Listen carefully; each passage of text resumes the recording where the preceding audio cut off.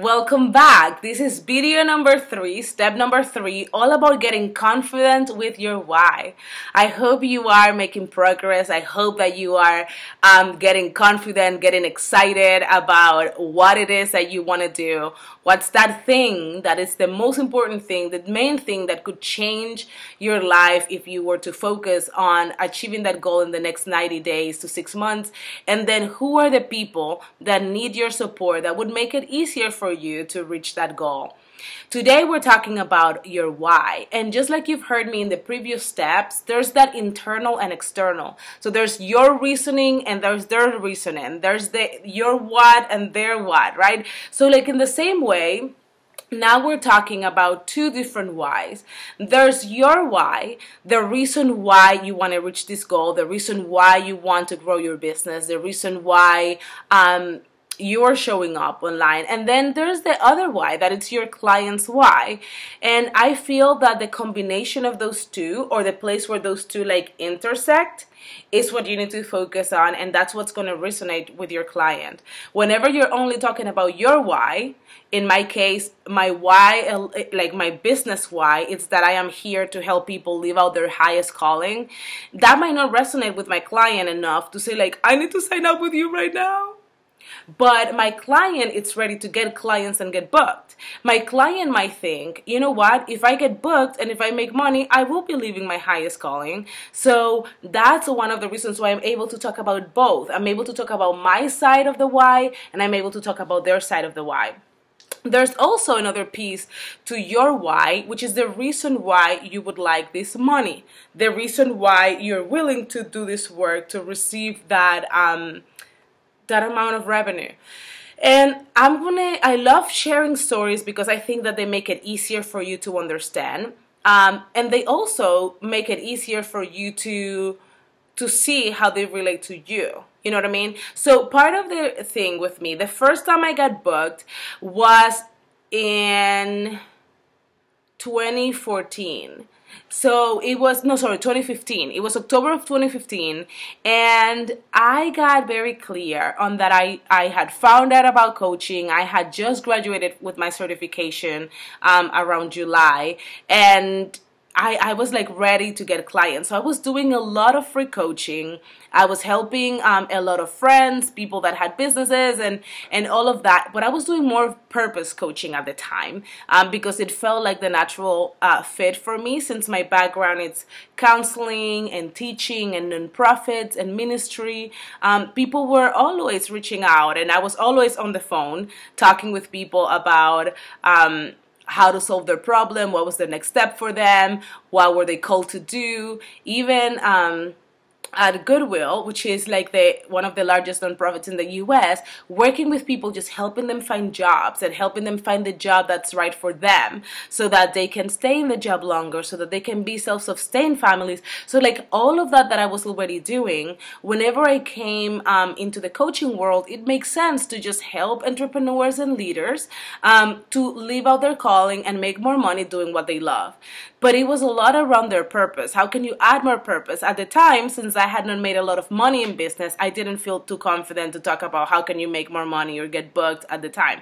So part of what I was doing is how can you live out your calling so that you can increase your revenue?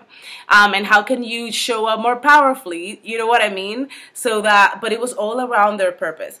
So what ended up happening was that around that time, I had been doing everything for free, and I was struggling, figuring out how am I going to increase my prices, how am I going to do this or that. And part of what happened was that I realized that two things were about to happen. One, our son's Julian's birthday, his second birthday was coming up, and I wanted to go somewhere, to travel somewhere for his birthday. I didn't want, I love creating like conferences and live events and stuff, but when it comes to birthdays, I am all about traveling. Like I'm all about everybody enjoying, no, not putting something together so that other people enjoy, and then I'm tired. So my husband and I agreed on like, okay, so we're gonna go places for his birthday every year, and I wanted to go to Disney. And the other thing that was coming up was Christmas, and we were like, we don't have enough money for all of the Christmas gifts, so how could I bring in money through the business to actually pay for us to go for the weekend for Julian's birthday to Disney and have money for the hotel, for everything, to not have to put in credit cards. And then how could we have money to buy like the gifts for the 20 something or 30 something people that we normally give gifts every year to our nieces and nephews and sisters and siblings and parents and all of that. So that really lighted me up. I was so excited. I was like, oh my gosh, yes, this is the perfect goal for me. So I had that, one, I wanted to help people live out their calling, right, and their purpose. And two, financially, I had a goal that was to make an amount of money. I can't remember at the time how much it was, but to be able to pay for all the gifts and to be able to go to Disney and stuff for Julie's birthday.